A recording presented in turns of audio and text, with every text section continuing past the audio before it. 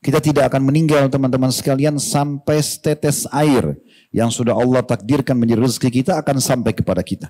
Dalam sebuah hadis kata Nabi SAW, tidak akan meninggal satu jiwa sampai rezeki terakhirnya tersempurnakan. Pasti akan sampai kepada kita. Itu yang pertama. Yang kedua, memang dalam kehidupan ini ada suka dan duka. Tidak semuanya adanya suka. Baik, sebenarnya yang pertama harus difahami itu beberapa poin ya. Kalau rezeki itu sudah tercatat, ikhwah dan akhwat sekalian. Makanya Ibnu Qayyim rahimahullah mengatakan seharusnya setiap muslim itu fokus memikirkan bagaimana hubungan terbaik terjadi antara dia sama Tuhannya, Allah Subhanahu wa taala. Dia menjalankan tugas dengan baik dan kewajiban yang telah dibebankan kepadanya dan maksimal, serta tidak usah terlalu banyak fokus memikirkan masalah rezeki dan ajal. Karena keduanya hanya butuh ikhtiar yang sederhana saja. Untuk mendapatkan rezeki hanya butuh ikhtiar sedikit atau berusaha. Begitu juga dengan kematian butuh persiapan. Karena dua-duanya sudah dijamin dari sebelum penciptaan alam semesta ini. Dari statement beliau ini sebenarnya yang sangat menarik adalah bagaimana bukan kita tidak boleh ikhtiar dalam masalah rezeki. Kita boleh bekerja. Tetapi jangan lupa kalau semua itu sudah tercatat di sisi Allah Subhanahu wa ta'ala. Tidak usah ragu dengan rezeki. Makanya Hasan Basri rahimahullah mengatakan, aku selalu senang dan tenang karena dua hal. Tentu ada beberapa athar yang lain disebutkan beberapa hal oleh beliau. Tapi saya fokus coba kedua hal dan beliau mengatakan karena yang pertama rezekiku sudah ditentukan oleh Allah, tidak akan pernah diambil oleh orang lain. Dan yang kedua adalah ajalku sudah ditentukan, maka aku akan selalu sibukkan untuk beramal. Dalam riwayat lain, antara lain beliau mengatakan, sesungguhnya ya, aku akan dihisap oleh Allah dan dipertanyakan tentang amalku dan tidak mungkin akan dikerjakan oleh orang lain, maka aku sibuk dengan amal-amalku. Jadi yang pertama, yakinlah rezeki itu ada. Mau bagaimanapun pasar, harga naik, harga turun, rezeki kita sudah dicatatkan oleh Allah Subhanahu wa ta'ala. Kita tidak akan meninggal teman-teman sekalian sampai setetes air yang sudah Allah takdirkan menjadi rezeki kita akan sampai kepada kita. Dalam sebuah hadis kata Nabi SAW, tidak akan meninggal satu jiwa sampai rezeki terakhirnya tersempurnakan. Pasti akan sampai kepada kita. Itu yang pertama. Yang kedua, memang dalam kehidupan ini ada suka dan duka. Tidak semuanya adanya suka. Kita memang akan ada nikmat supaya kita bersyukur, ada cobaan supaya kita bersabar. Cobaan macam-macam. Ada orang cobaan di dirinya dengan penyakit, ada orang cobaan dari orang sekitarnya, pasangan hidupnya, mertuanya, orang tuanya, kerabatnya, iparnya dan seterusnya. Ada orang mungkin cobaannya dengan teman-teman terdekatnya. Dan sekian banyak contoh-contoh dalam masalah ini dari kehidupan Nabi SAW dan seterusnya. Semua orang akan diuji. Ada juga ujian masyarakat dari pemimpinnya, ada ujian pemimpin dari masyarakatnya. Maka hal-hal yang seperti ini ujian dari Allah Subhanahu wa ta'ala. Tugas kita bersabar.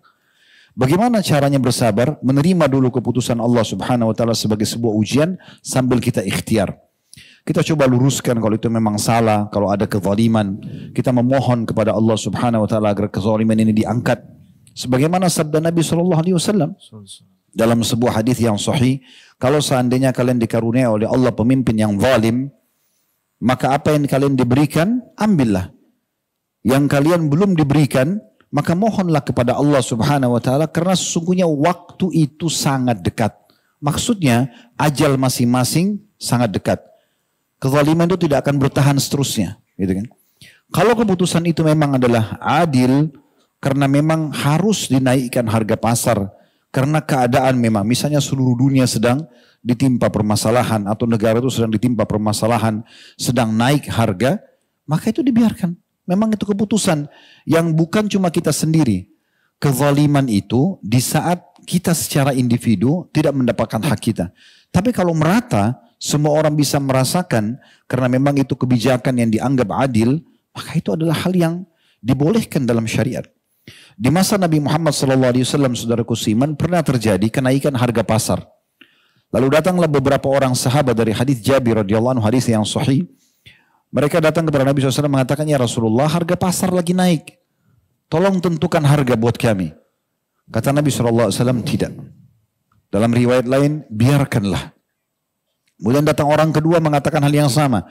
Nabi SAW mengatakan biarkanlah. Karena sesungguhnya penentu harga, penentu rezeki adalah Allah Subhanahu wa Ta'ala.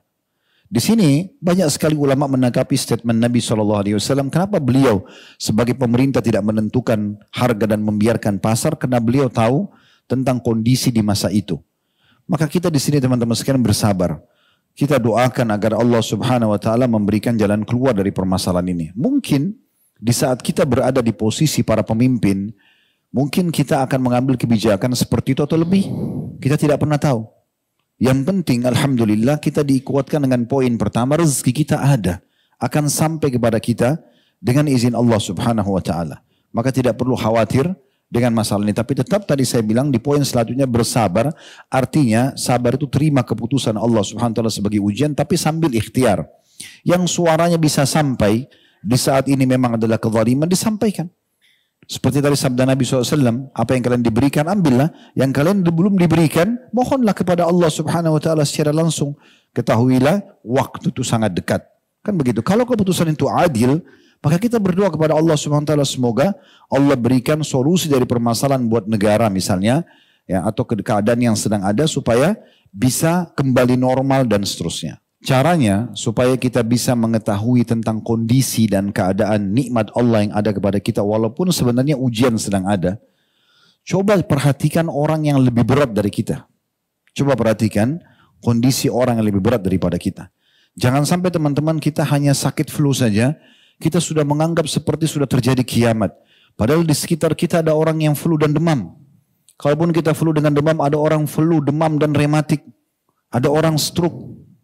Ada orang yang sekarang di masa ini, saya terus mengikuti keadaan teman-teman kita di Gaza, mereka makan rumput, gak ada makanan.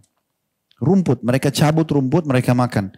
Sisa-sisa makanan yang sudah tidak layak dimakan, makanan-makanan hewan, mereka ambil. Karena tidak bisa lagi hidup. Seseorang anak muda di sana sekarang, mengirim sebuah cuplikan, dia meminum air dari bekas, maaf saya bahasakan WC. Air-air dari saluran pembuangan, mereka tidak bisa lagi punya air. Tapi dia dengan mengatakan, Alhamdulillah, tidak ada air lagi, saya mati kalau tidak minum. Tetapi saya merasakan air ini seperti air yang suci dan air yang sehat, karena saya tidak punya yang lainnya. Anak kecil, sudah nggak ada lagi orang tuanya. Terpaksa tidur di jalan, musim dingin sekarang. Di Palestina beberapa wilayah turun salju. Lihat keadaan mereka teman-teman sekalian. Kita cuma sekedar misalnya ada sedikit harga naik, tapi antum masih bisa makan. Termasuk di negara kita, Masya Allah, Tabarakallah.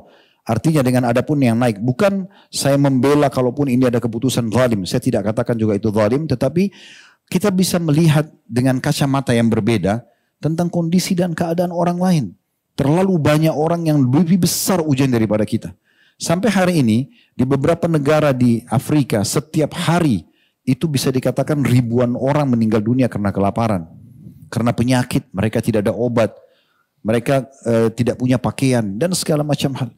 Kita Masya Allah bisa beli pakaian, masih ada pekerjaan. Cuma mungkin ada perubahan harga di barang. Kita coba ikhlaskan menerima keputusan Allah. Kemudian kita coba ikhtiar tadi saya bilang. Kalau itu zalim, minta sama Allah diberikan solusinya. Bukan supaya dibalaskan, tidak. Bagi supaya Allah berikan jalan keluar. Kalau itu adil, Allah juga memberikan pahala orang yang sudah berijtihad dan tetap mengembalikan kenormalan. Jadi coba lihat teman-teman keadaan-keadaan seperti ini, ya, supaya kita bisa sadar ternyata ada orang yang lebih berat daripada kita.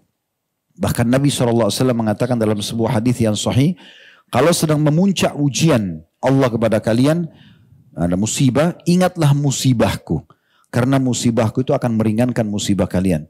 Musibah apa yang berat, lebih berat teman-teman sekalian di masa daripada Nabi SAW. Beliau orang terpercaya Mekah, tokoh masyarakat, jalur nasabnya jalur yang paling mulia, orang yang paling sempurna secara fisik, sangat tampan. Sebagian ulama ada yang mengatakan Nabi SAW lebih tampan daripada Nabi Yusuf AS. Nabi Yusuf punya sepertiga ketampanan dunia. Beliau terkenal, begitu jadi Nabi didustakan oleh kaumnya sendiri. Dimulai dengan pamannya Abu Lahab. Waktu Nabi SAW kumpulin orang untuk menyampaikan agama Allah, Abu Lahab yang pertama mengatakan, Tabban lak ya Muhammad. Kecelakaan buat kamu. Alihada jama'atana, apakah karena ini kau kumpulkan kami? Disuruh orang-orang bubar. Waktu Nabi SAW ingin berdakwah ke kota Taif, dalam beberapa asar disebutkan, yang menyusul ke kota Taif untuk menyampaikan masyarakat Taif dan tokoh masyarakat untuk menolak dakwah Nabi SAW, itu Abu Lahab, paman beliau sendiri. Dan seterusnya. Waktu Nabi SAW hijrah ke Madinah, yang menjual dan mengambil rumah Nabi SAW, yaitu rumah Khadijah, termasuk rumah besar di Mekah, itu sepupunya sendiri. Saudaranya Ali bin Abi Thalib. Dan seterusnya. Cukup banyak ujian. Kemudian di masa hidup beliau meninggal istrinya. Dan dari 7 orang anak yang Allah SWT karuniakan, 6 orang anak beliau meninggal di masa hidupnya. Jadi cuma 1 saja yang hidup di masa hidup Nabi SAW. 3 anak laki-lakinya, Al-Qasim, Abdullah, dan Ibrahim meninggal di masa hidup beliau. 3 anak laki-laki. Kemudian dari 4 anak perempuannya, Ruqayyah, Ummu Kalthum, dan Zainab meninggal di masa hidup beliau. Kemudian tersisa Fatimah. Setahun setelah Nabi SAW meninggal, baru beliau meninggal radhiyallahu anhu majma'in. Ini ujian yang berat. Gitu kan? Ujian yang berat. Bagaimana beliau sudah jadi raja, jadi nabi di Madinah, masih ada kaum munafikin yang menghina-hina beliau. Terlalu banyak contoh kalau kita ingin cari. Nabi SAW juga sakit, disakiti juga oleh orang lain. Jadi jangan kita berpikir teman-teman hidup ini, walaupun kita sudah berusaha maksimal menjadi orang baik, lalu tidak ada yang memusuhi kita. Nggak mungkin. Itu mengkhayal. Sehebat apapun antum menjaga tutur kata antum, sikap antum, pasti ada saja orang yang mencari permasalahan. Itu terjadi pada Nabi Muhammad SAW. Kan gitu. Saya pernah berbagi cerita kan. Saya kadang-kadang kalau lagi ingin melunakkan hati lebih jauh, ingin menambah keimanan, seringkali saya dengar tilawah imam-imam Masjid Haram. Satu waktu saya pernah dengar Syekh Abdullah Juhani, Dr. Abdullah Juhani, suaranya sangat bagus, Masya Allah menurut saya. Kemudian saya dengarkan sholat subuh beliau, indah sekali. Mungkin sekitar 20 menit dari 2 rakaat itu, disatukan rakaat pertama sama rakaat kedua bacaannya. Maksudnya sholatnya itu, saya dengar rakaat pertama, rakaat kedua. Setelah selesai, Masya Allah bagus sekali bacaannya. Tilawahnya juga enak didengar. Kebetulan juga Allah amanahkan saya bisa ngerti apa yang beliau baca, maka kita lebih tersentuh di situ. Tapi subhanallah selesai melihat cuplikan itu di YouTube, saya kaget melihat tidak sengaja ada orang yang dislike. Jempol bawah. Padahal tilawah Al-Quran, Syekh ini tidak bicara apa-apa. Nggak jelasin hukum, bicara, enggak. Sholat subuh, Allahu Akbar, baca Al-Fatihah, baca surah. Sampai salam. Ada orang masuk di channel itu khusus untuk dislike saja. Coba pikir. Apalagi kalau kita ngomong, bicara, terus kemudian tidak ada yang menyari kesalahan kita, itu udah biasa. Itu suka dukanya kehidupan. Justru di situ antum gunakan momentum untuk lebih dekat kepada Allah Subhanahu wa Ta'ala. Antum sadar antum punya Tuhan yang mengatur semua itu. Kalau ada orang yang tidak suka sama kita, yang ciptakan kita Allah, yang ciptakan dia Allah. Yang ciptakan sifat, ya kita bersabar untuk bisa menerima. Menciptakan juga sifat emosi ataupun apa, dan dia itu adalah Allah. Kita bisa minta kepada Allah SWT untuk melunakkan dia dan menjadi penyebab hidayahnya. Kan begitu. Memang sudah begitu sunnatullah. Jadi fahami ini memang ada satu sistem yang sudah terjadi. Maka kita tinggal kalau ada nikmat bersyukur, ada cobaan kita bersabar. Ya, Allahu a'lam. Ya.